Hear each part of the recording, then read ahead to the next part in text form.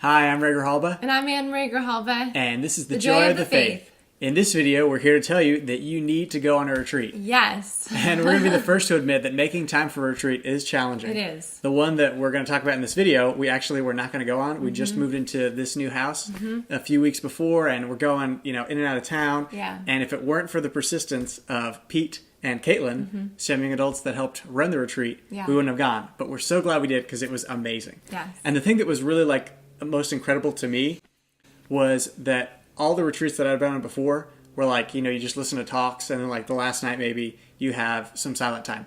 But this was literally you'd listen to the priest that was giving the retreat for 15 minutes and then 45 minutes of silence.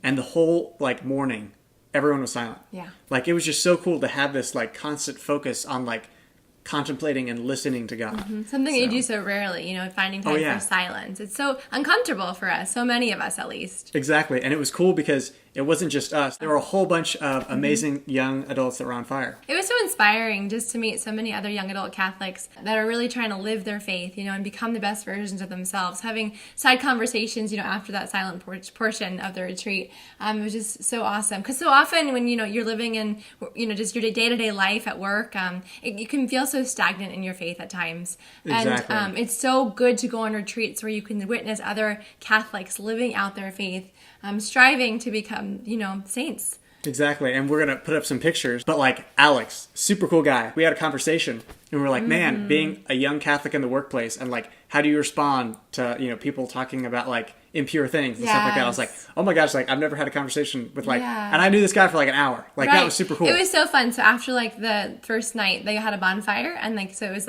beer, wine, just snacks, and just real community time. Yeah. It was awesome. And that's where we met him. And then we also met Sarah, who was amazing. Yeah. Right? She was so cute. Sweet. The people from Missouri surprised me by cheering for me when I came out to meet them.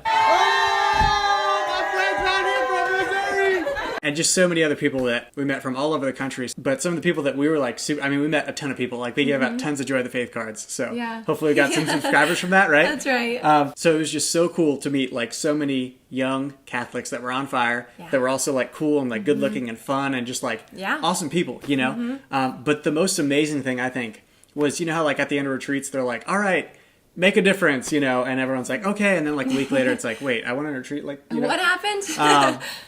Peter Herbeck, who's the real deal. He's amazing. He is. Such a prayerful guy. Him and his wife were just so focused. They had their little prayer notebook out writing. And here this guy's been doing this for years. Yeah. And he can still find some wisdom from it. Oh my gosh, it was so inspiring during just at the adoration time.